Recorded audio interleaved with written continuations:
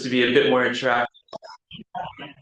Okay, there it is. So that you could ask questions throughout your lecture. Okay, you don't have to wait to the end, give a burning question, raise your hand, and then Natasha will also flag those questions online for Shirin. All right, so Dr. Shirin Tajali is a postdoctoral fellow at UHN with over a decade of clinical and academic experience in neurological rehabilitation. Her research focuses on integrating non-invasive neuromodulation with task-specific rehab to promote neuroplasticity and functional outcomes. She's passionate about advancing individualized care and bringing clinical and translational research in neuro rehab. She's a recipient of the prestigious Craig H. Nielsen Foundation Postdoc Fellow Award to investigate the effects of non-invasive neuromodulation techniques combined with activity-based therapy on motor rehab and neuroplasticity in individuals with spinal cord injury. And she's also leading an exciting new clinical trial funded by MS Canada, expanding her work on MS populations. So without further ado, Dr. Shirin Tajali.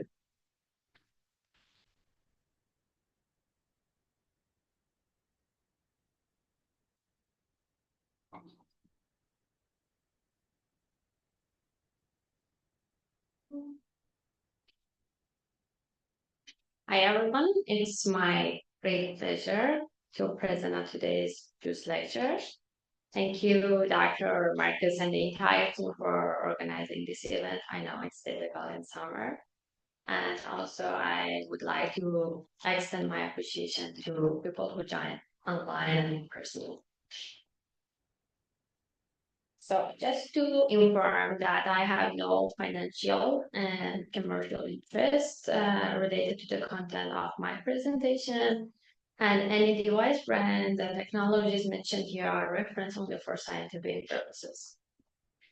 So just an overview of the content, I'm gonna discuss about the importance of neuromodulation after spinal cord injury, and then introduce spinal cord stimulation, different types of neuromodulation techniques. And then I'm gonna discuss more in details about transcutaneous spinal cord stimulation as an alternative to epidural spinal cord stimulation.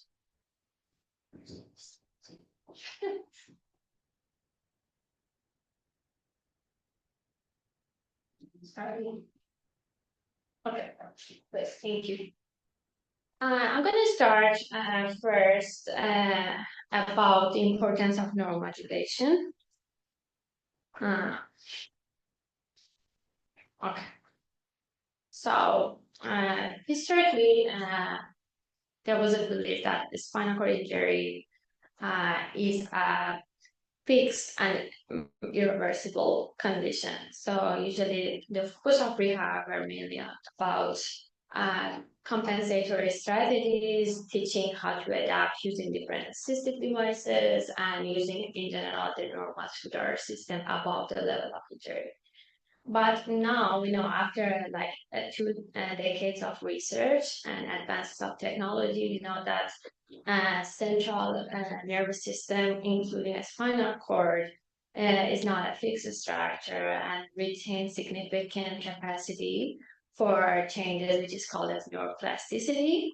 And so this has led to a paradigm shift in rehab, and now the focus of rehab mainly is about restoration and maximizing the use of the neuromuscular system below the level of injury.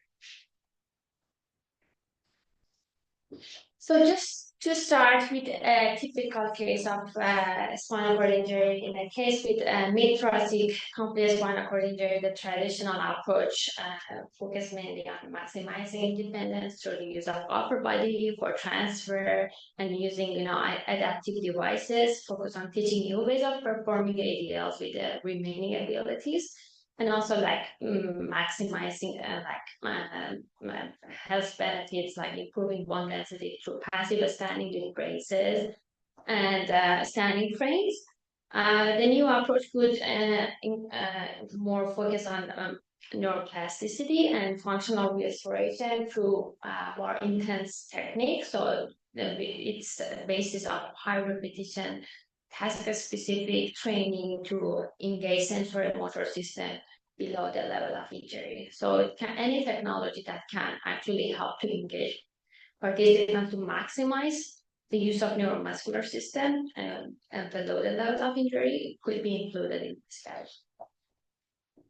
So I'm just showing a video of just application of new technology to kind of improve this new neurorestoration.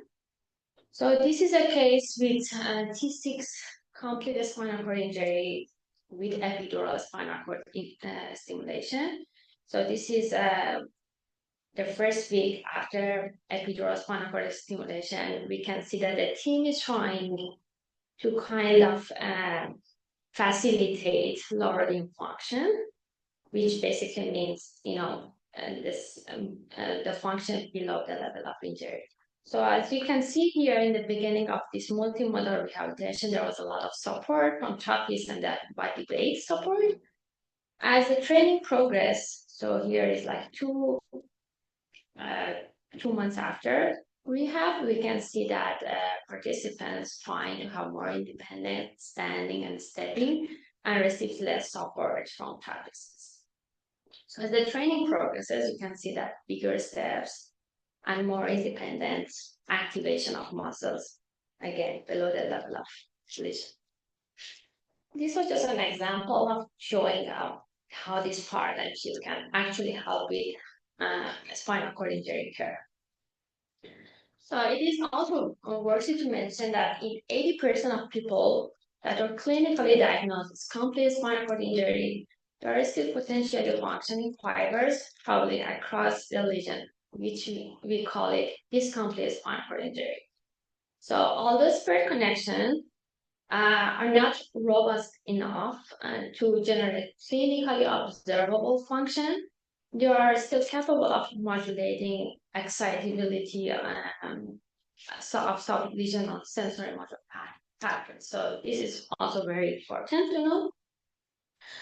So when we talk about neuroplasticity, it actually refers to the brain and spinal cord's ability to reorganize. And it can be several different mechanisms, including formation of new synapses, sprouting of fibers like axonal and dendrites sprouting, can be reactivation of previously unused spinal circuitries, or it can be reorganization of brain or even spinal motor outputs. So this is a nice figure showing like how neuroplasticity can actually happen in a case with complete spinal cord and incomplete spinal cord injury. So on the left side, we see that the spinal cord here is fully transected, and here we can see partial transaction of the spinal cord and incomplete spinal cord injury. So there are several mechanisms for plasticity. It can be enhanced sensory output, sprouting of fibers of sensory afferents. It can be intrinsic spinal reorganization, like propriospinal interneuron. And here it's shown in yellow lines. And they pose a high propensity for spinal reorganization. So they can actually, as you can see here, the long distance regeneration can actually help to bridge the gap between surviving corticospinal tracts and lower motor neurons. So this is very important, the basis for reorganization is the spinal level. And we can see here that also supraspinal, we have some supraspinal changes like corticospinal tracts shown here in blue color can actually rewire and change our connections. So here in this case, we can see the new connection with reticulospinal tracts. So activity-dependent plasticity. So it means that actually with activity-dependent plasticity, we want to take advantage of this nervous system ability to reorganize by incorporating high-intensity task-specific exercises and maximizing our muscular performance below the level of injury. So we want to actually retain the nervous system by providing repetitive sensory information to the spinal circuitries to actually relearn a new motor task or a previously, used motor task. So this is the study that published by our team in 2023, and we were interested to see that any modulation in neural pathways excitability when a spinal cord stimulation, the transcutaneous spinal cord stimulation, was coupled with activity-based therapy in patients with a spinal cord injury. So we found 23 studies that actually incorporated neurophysiological outcomes. So 19 studies used thoracolumbar spinal cord stimulation, and 4 studies only used cervical transcutaneous spinal cord stimulation. So we found 16 studies look at spinal reorganization and spinal physiological measures such as edge reflex or spinal motor evoked potentials, which I'm going to explain more in details in the next section. And 5 studies look at corticospinal excitability by motor evoked potentials. So most of the studies reported consistent changes in the neurophysiological outcomes, like the increase in edge reflex or increase in spinal motor evoked potentials, or increase in corticospinal motor evoked potentials following therapeutic use of transcutaneous spinal cord stimulation. So although the quality of evidence was not high, because most of the studies were single group, pre-post comparison or case series, this can be an evidence that following incorporation of activity-based therapy with neuromodulation, there are evidence of changes in excitability of neural pathways. So the key takeaways from the first section, I want to emphasize that the spinal cord retains significant potential even after injury, and plasticity is driven by repetition, intention, and meaningful movement, and neuromodulation can actually help to transform these passive circuits into active motor pathways, especially when it's paired with functional training. So section 2, I'm going to talk about spinal cord stimulation as a technique. So when we talk about spinal cord stimulation, it refers to an intervention that delivers electrical pulses to the spinal cord. It can be invasive, such as epidural spinal cord stimulation, or non-invasive transcutaneous. We have magnetic upload spinal stimulation. So to be honest, it's not a new technique. It has been used for over 50 years for chronic pain management. Like it's frequently used for management of bed back surgeries, like chronic intractable pain and complex regional pain syndrome. But the more recent application in the neuro rehab is to improve motor, sensory, and autonomic function, especially in SCI rehab. We have some also recent evidence about a stroke and MS. So just a little bit about the history of the spinal cord stimulation. As we can see here, so around 1967, it was the discovery of pain gauge control theory and then development of a first commercially available spinal cord stimulation device for pain management. It's interesting because around this time, they actually found some accidental improvement in motor function in a case that received epidural spinal cord stimulation. And the case was actually a patient with multiple sclerosis.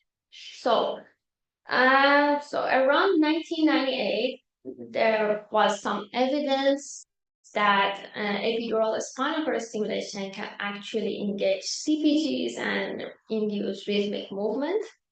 And around 2011 was the official first case of use of epidural spinal cord stimulation with physical therapy to achieve locomotion and weight bearing in a patient with complete spinal cord injury. And afterwards, we have more promising evidence about application of this technique for SCI motor recovery. So this is just a systematic review, like a scoping review published by Praxis. It's in 2022. I'm sure there are more evidence now, but this just gives us an insight into the number of evidence for different types of spinal cord stimulation. So we can see here more about epidural and less about magnetic spinal cord stimulation. And regarding the efficacy or the results on different outcome measures, we have more stronger evidence for motor recovery for epidural and also for transcutaneous, and for magnetic spinal cord stimulation, there sounds to be more convincing evidence about management of neurogenic bowel and bladder. So this is an intact spinal cord, and we can see that we have supraspinal drive, descending input, and we have afferent inputs coming to the spinal cord. It's final common pathway, right, for all the information coming to the spinal cord and then relay to the motor. In a case with spinal cord injury, what happens is that the spinal circuitries, the popliospinal network, becomes functionally silent, and this is because of lack of supraspinal drive. So the idea is that if we can increase the excitability of spinal circuitries, it probably better responds to supraspinal commands and peripheral impulse. That's the idea of applying spinal cord stimulation. So just going in more details about epidural spinal cord stimulation. So we have two different techniques or two different types of devices, and the paddle leads, which you can see here, it's usually more invasive compared to percutaneous leads. It's usually inserted through a needle. So this requires laminectomy. So this is a little bit more invasive, but it's more preferred in SCI care or research because it gives us more preferred, precise stimulation, because we want to make sure that we can target the actual nerves going to lower limb muscles. So the standard of care for chronic pain is usually percutaneous.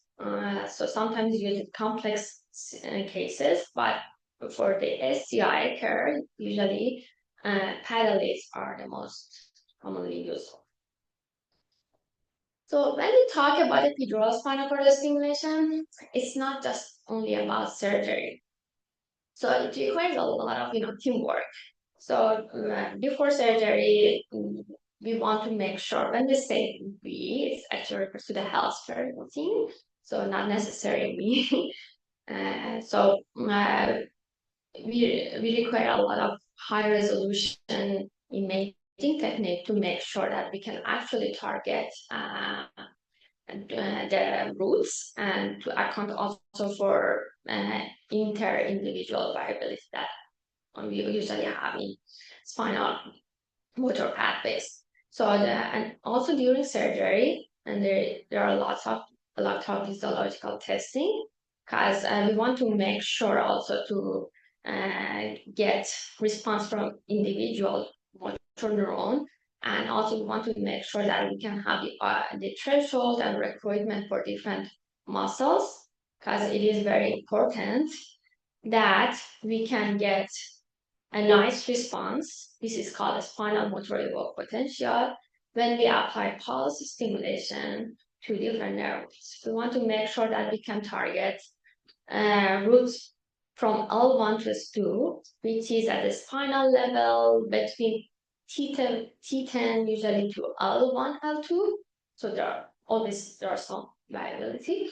So actually, during the surgery, when the paddle is inserted into epidural space, usually here we have to check for the response from different locations, and to see if we can get the nice spinal motor evoked potential from different muscles like iliopsoas, rectus, TA, soleus, all the important muscles for locomotion.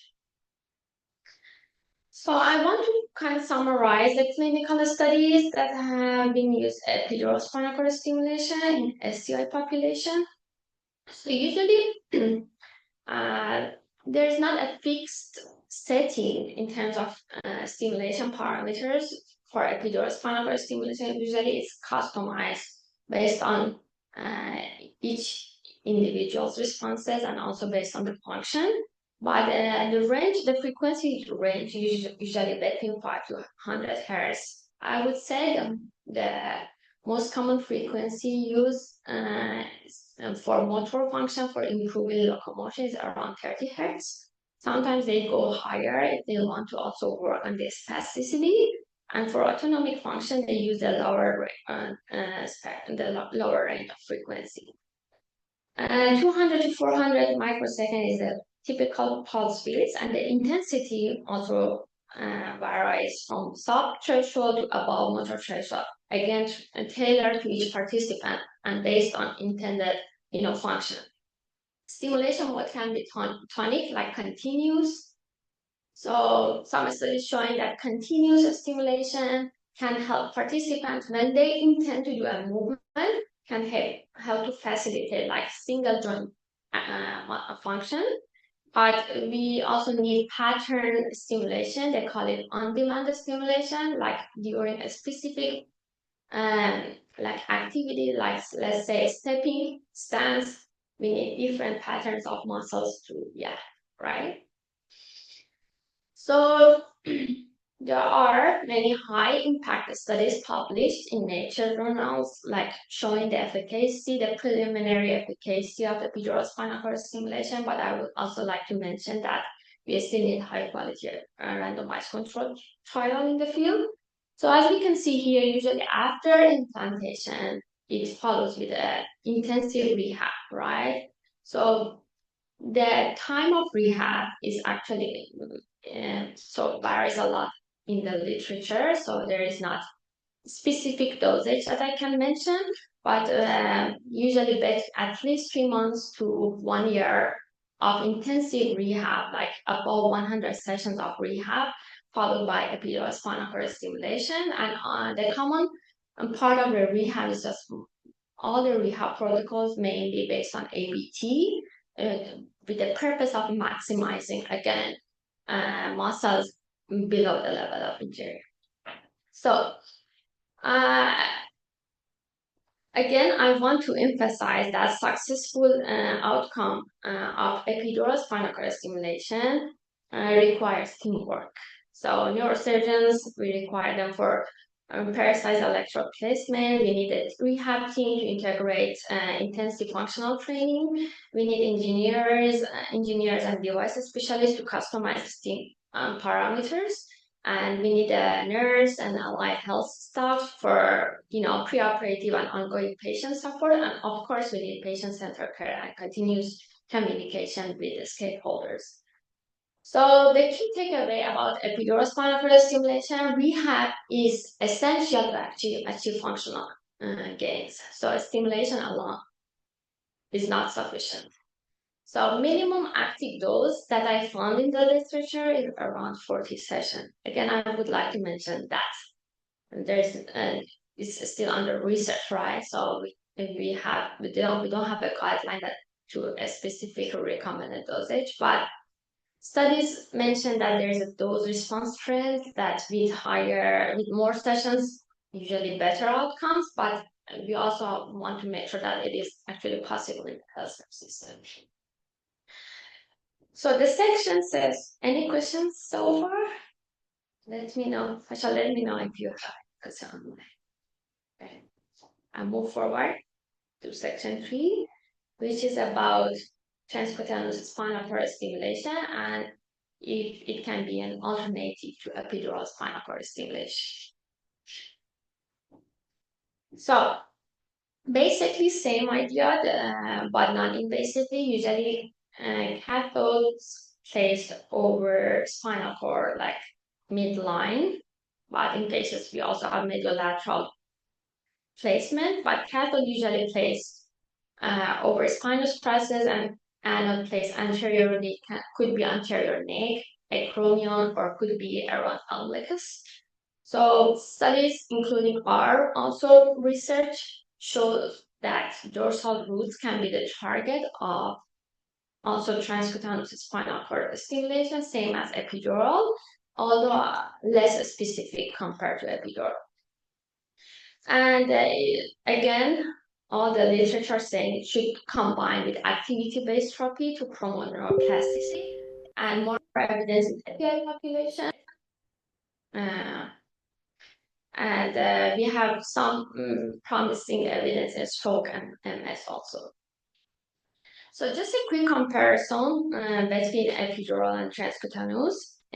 So of course, we have less risks with transcutaneous spinal cord stimulation. So just same as other types of neuromodulation, non-invasive neuromodulation technique, mainly skin irritation or discomfort compared to surgical risks like infection, hardware failure, or even lead migration that has been reported. So in terms of approval and regulatory status for epidural, we have FDA and also Health Canada approval for pain, but for SCI's investigation and research use. For TSCS, it's also in the research phase. And regarding the stimulation and specificity, of course, epidural is more highly specific, and TSCS can have like less specific response and more broader stimulation. Also, it depends on the impedance of like the tissue impedance that the location that you are delivering spinal cord stimulation. So in terms of cost and accessibility, TSCS is more affordable and also easier to implement. Yes. Is that a common issue? Like if you have somebody with lots of adipose tissue, is that something you run into, or Yeah, I found a few evidence also, yeah, also from my experience with transcutaneous. Yeah, I think it's very important because when you have like lots of fat tissue, it actually actually it's very difficult to get a clear spinal motor evoked responses. So you have to go very high intensity, which is sometimes not very comfortable. And is there any, when we're looking at cervical versus thoracic, any indication if this can be used in patients who also have like cardiac multimorbidity or anything like that? Sorry. Is for transcutaneous, is this something that's also used in individuals who have any cardiac multimorbidity associated, or would that be like a contraindication to be involved with transcutaneous? That's a very good question, usually. So you're asking if any contraindications for patients with like cardiac conditions. So usually they have like implanted pacemaker. It is considered like same as other types of electrical stimulation. But to be honest, I haven't seen that like people excluded because if it's acute and severe or unstable, yes, but in chronic conditions, they don't exclude because of the like chronic heart condition. So I think it's better to skip this slide just about the history of TSCS, where it started and where we started to see more evidence in 2014. So about the TSCS application. So again, we have two different applications: neurophysiological application or therapeutic use. So even if you search in the literature, you may find two different types of studies, some entirely neurophysiological experiments. So because with spinal motor evoked potential, when we apply pulse stimulation to the spinal cord and we record from muscles, we can talk about excitability of spinal circuitries. So this can be a neurophysiological testing. Or we can apply it as a continuous mode with the purpose to improve, motor, sensory, or autonomic function. So a little bit more about neurophysiological investigation. So usually they apply single or double pulse. So if you look at this animation, so usually we apply over spinous process, midline, and we try to record from different muscles. So the point about spinal cord stimulation when we compare it like a spinal motor evoked potential, when we compare with edge reflex, is that we can apply stimulation and at the same time record on different muscles at the same time. So we can have multi-muscle response. Unlike edge reflex, in which we have to apply stimulation or to one afferent and record for one muscle. So, as I mentioned, you may find mechanistic studies. Also, it has been used in therapeutic studies to find a threshold for stimulation, the appropriate threshold. Because as I mentioned, if we go blind and just increase the intensity based on the sensation, we might not be able to actually record dorsal roots.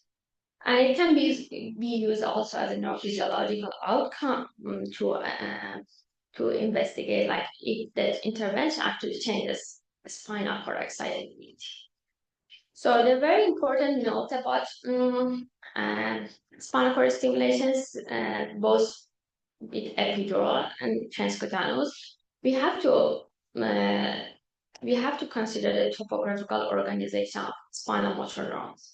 So same as what I mentioned for epidural, here also, if we place cathode over the upper part of the spinal cord, so when we talk about spinal cord, usually for locomotion, we're talking about lumbosacral enlargement. So between T10 to L1, L2.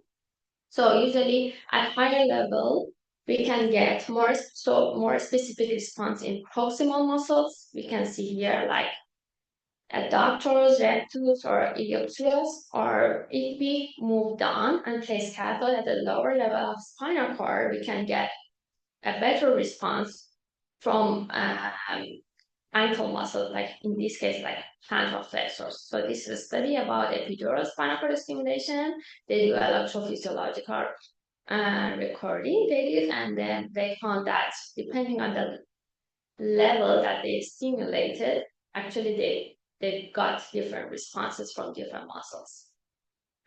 So again, same pattern have been found with TSCS, and also mediolateral specificity, as I mentioned earlier. So if you place cathode over midline, we usually see nice responses from both sides.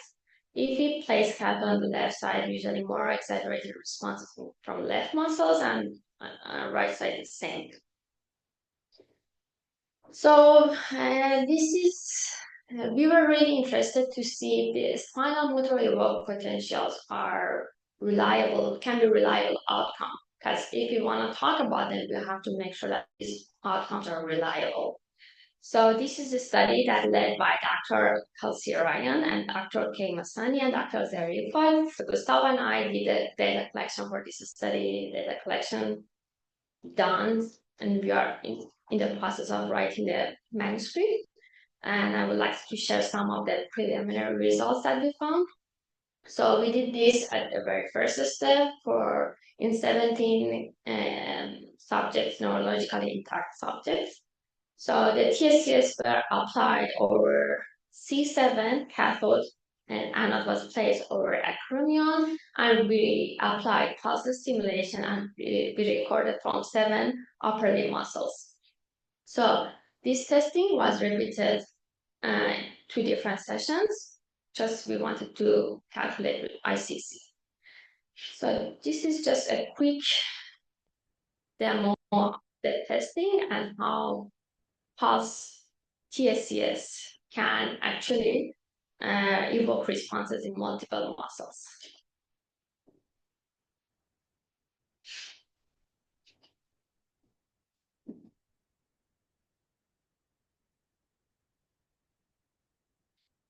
So we calculated peak-to-peak amplitude and area under the curve for spinal motor evoked potentials.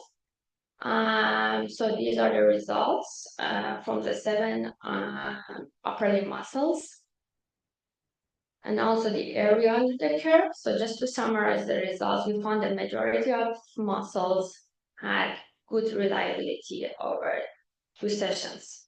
So this is promising because it helps us to also calculate a standard error of measurement, which is important when we talk about patient population.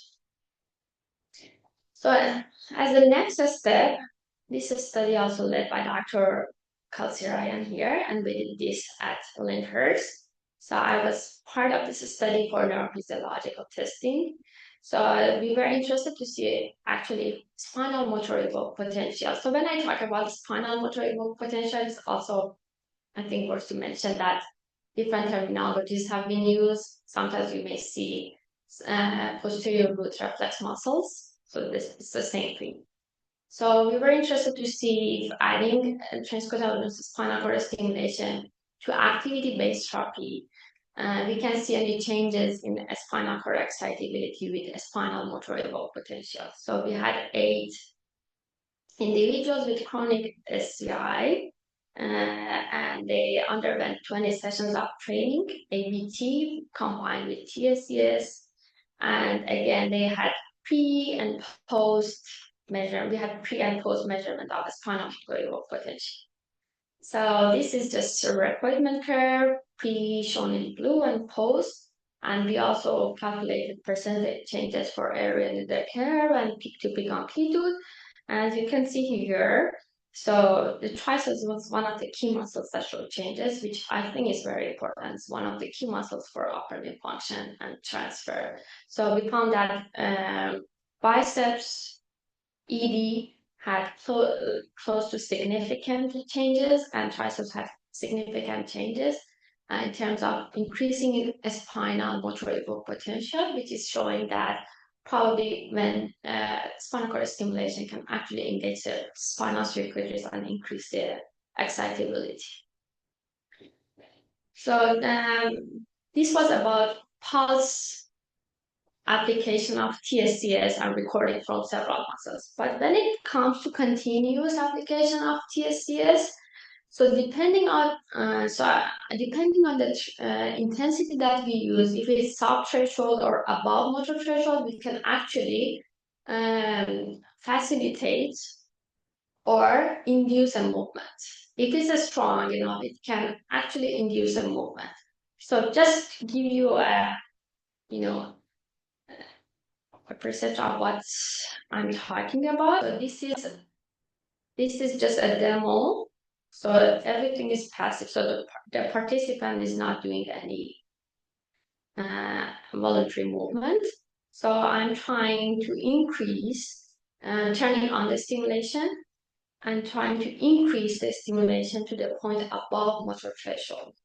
And you can see here that the fingers we have finger flexion, we have wrist flexion, and as the intensity goes up, we have elbow flexion and arm abduction. So, and we can see also the activation in the lab chart. I know that the stimulation artifact also exists, but I think the darker shades show the activation of the muscles. So then I just try to decrease the intensity, and you can see that the arm started like the opening and the liver to normal. So this is just showing that it all depends on the intensity that we apply during the stimulation. And sometimes it's also difficult to get a nice clear response when we have severe paralysis, right? So this is an example of studies done by Dr. Syed Echo. He's also one of my mentors for the current project I'm doing. So this is about standing balance and spinal cord stimulation, TSCS, transcutaneous. So as you can see here, and in a case with complete spinal cord injury, so he's working on the complete spinal cord injury. So we are doing balance training for incomplete spinal cord injury. So you can see from the lab chart that muscles are not active, right? Because they're delivering channel stimulation, it's placebo. And the participant requires a lot of support to do the standing. And so they started TSCS. So what we can see, so as the intensity increases, so in this study, they actually applied above motor threshold stimulation because they wanted to really see a nice activation in muscles. So we can see here that the more independent standing and activation of lower limb muscles when the TSCS increase.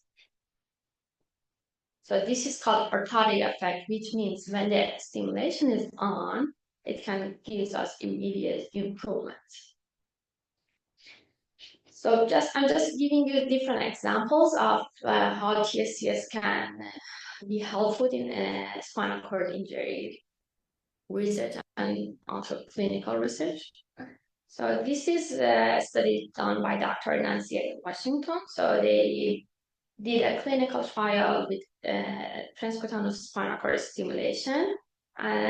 So here they applied a spine, TSCS over the cervical spine, and they wanted to see if it actually gives benefits when you're doing prehension and fine motor tasks. So this is, we can see that when TSCS is on, there is immediate improvement in the function, and also the reported therapeutic benefit means that after a period of training, that some of these functions actually remain. So here at Lyndhurst, we are doing another study about the effects of combining neuromodulation, non-invasive neuromodulation, to enhance balance and neuroplasticity. So we have a closed loop system in which FES, so the FES applies to ankle muscles like dorsiflexors and plantar flexors during balance training. So we have the visual feedback training system that requires participants to shift their body in different directions, and during different tasks it requires balance and precision. And the FES is being delivered in a closed loop depending on the direction of the sway, or if they move to the right or left or forward, backward. Plantar flexor, dorsiflexors receive the stimulation. So the setup primarily targets ankle muscles, and we found that maybe in individuals with lower level of function, we need also more stimulation in proximal muscles, or we need to combine it with another technique to actually enhance the FES effect. So what we found is like FES alone might not be sufficient in individuals with lower level of function, only for ankle muscles. And we thought that combining FES with spinal cord stimulation, TSCS, can actually help to prime neural circuitries and making FES-induced movement more effective. So that was the idea.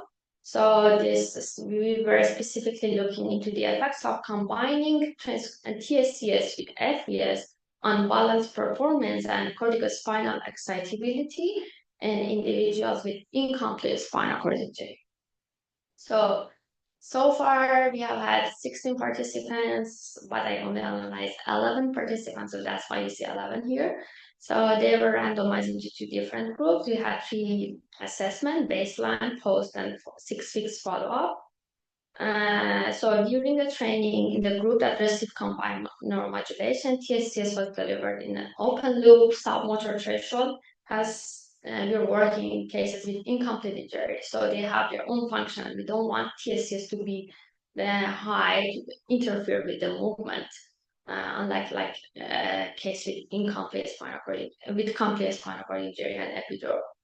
So we first identified motor thresholds for lower limb muscles, and we try to keep the intensity around motor threshold like 90%, just to help you increase the excitability, so that, as I mentioned, it better responds to peripheral input and supraspinal command, which is like more voluntary activation. So, and FES was delivered in closed loop depending on the direction of movement. And the group that received FES, it was only FES for ankle muscles. So just sharing some videos. This is a case with age C5 encompass spinal cord injury. So as you see in the beginning, weight shifting was not really possible for these participants because, a lot of support was required during the training session, especially in the beginning, to help him with the movement.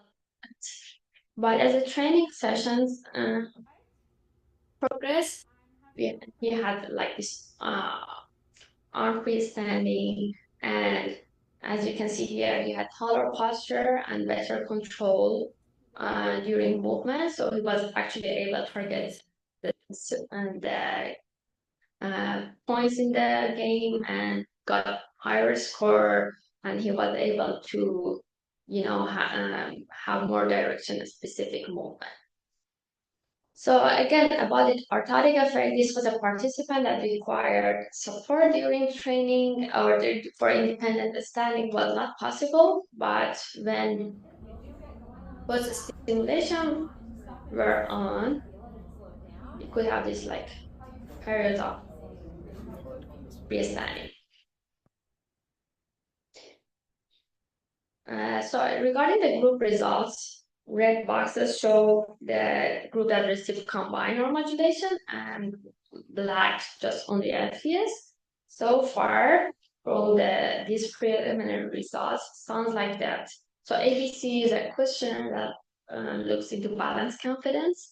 Mini basics is a clinical balance mobility test, and time up and go also same thing. It's like more about walking and mobility. So we found that the group that received combined neuromodulation, so this is a percentage changes post and follow-up, they had superior improvement compared to the group that received only FPS. For this clinical test, we also look at cortical motor evoked potential by TMS. So when we talk about TMS, we place the total around M1 and we targeted the hottest spot for leg muscles. So every time we stimulate, we expect to see a response from leg muscle, like specifically sole and tibialis anterior. So we recorded the same thing, pre, post, and follow-up. So a greater increase in MEP immediately after training was found in the group that received combined neuromodulation, which may indicate that the strength of the connection, it's too early to decide, but it may indicate that the strength of the connection between motor cortex and leg muscle may have been changed following intervention. Just to summarize, I hope I'm on time. So the combination of, for this specific project, sounds like a combination of TSCS plus FBS may result in greater and more sustained improvement. And also there can be changes in corticospinal excitability, but we still have, more participants and data to analyze. So just the key takeaways from this presentation. So the spinal cord, I would like to emphasize, retains the ability to reorganize and adapt even in chronic and complex cases. Recovery is no longer viewed as impossible. It is all activity and stimulation dependent. So both ESCS and TSCS show strong promise in restoring motor sensory and autonomy. Also, I skipped autonomy because the purpose of my talk was mainly focusing on neuromotor recovery. But I think it's worth to have a different presentation for only autonomic changes. So intensive task-specific rehab, especially when paired with stimulation, can actually reinforce and intensify the rehabilitation outcomes. Recovery also is highly variable. So it sounds like tailored intervention based on injury level and spare circuitries and neurophysiological markers are very important to optimize the outcomes. So I would like to thank you, neural engineering team, rehabilitation engineering lab, Kite Research Institute, and the clinical team at Lyndhurst for supporting me during my postdoc. And a special thanks to my great team, Dr. Kate Hassani, my great supervisor, and all the team who helped me like my colleagues, they helped me a lot to, to make these videos and demos for this presentation. Thank you to everyone. And I hope you enjoy the presentation and questions.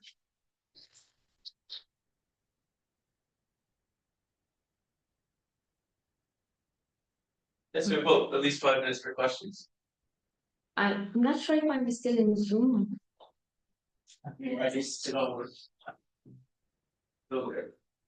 You are in Zoom. Yes. Okay. There's something in the chat. Yeah, was there anything in the chat that you said? No questions from the chat yet. I'll ask a question to start us off. Thanks, Shirin. You showed a lot of awesome neurophysiology and mechanistic work, which is great. You also showed a lot of the functional changes. I'm wondering if you ever do correlations, or if it's appropriate to correlate an individual's change in cortical spinal excitability against their change in functional measures. Thank you, Damon. That's a very good question, but a valid point. Yeah, that's one thing I'm considering to do, because usually for correlation, we need enough sample to see it and the actual pattern. But yeah, that's something I'm deciding to do for my also project. Awesome.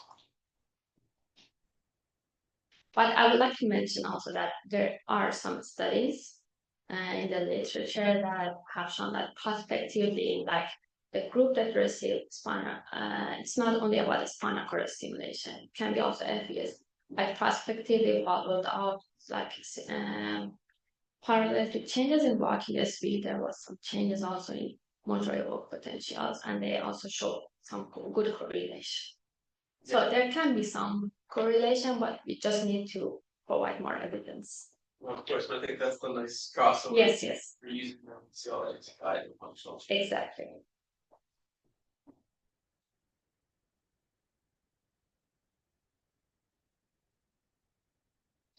I probably talked too fast, so fearful.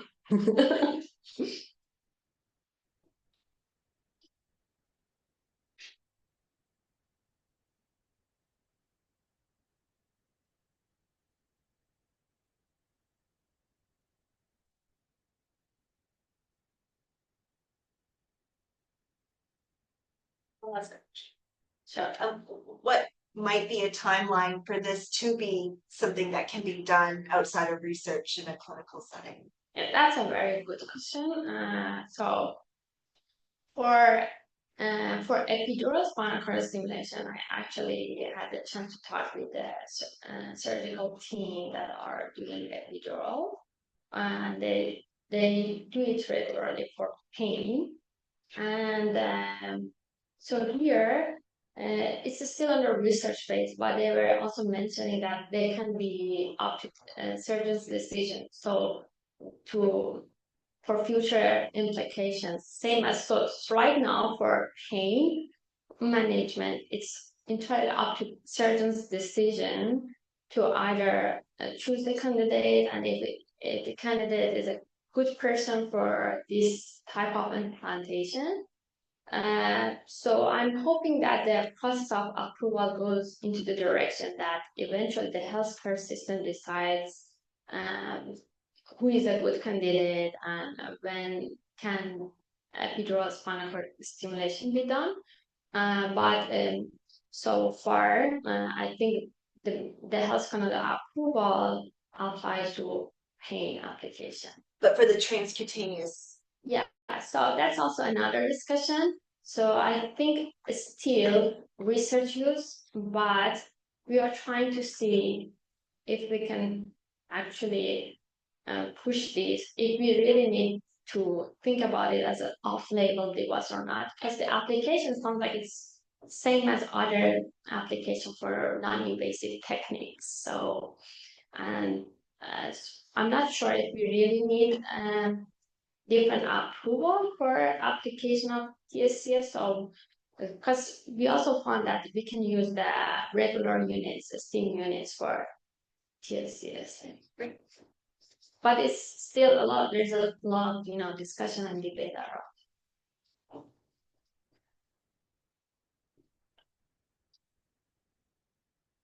Another question on that. For the transcutaneous, what sort of training would be required for someone who's already familiar with doing FES to do the transcutaneous stimulation? Like as a clinician? Yeah. So I think so there should be training about all the parameters and about like how to actually implement the TSCS. I would say it's not very difficult to implement. We need to have this guideline to work on it, to help with the actual implementation, same as FDS.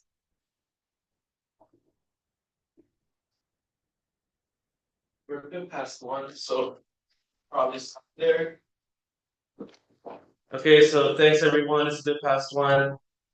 Like we said, this is going to be recorded so we can look at all the amazing slides again and learn about what Shirin was doing. If you're in person, you can continue to bug Shirin about all the questions here. So I encourage you to do that as well. So this we thank Shirin again, everyone.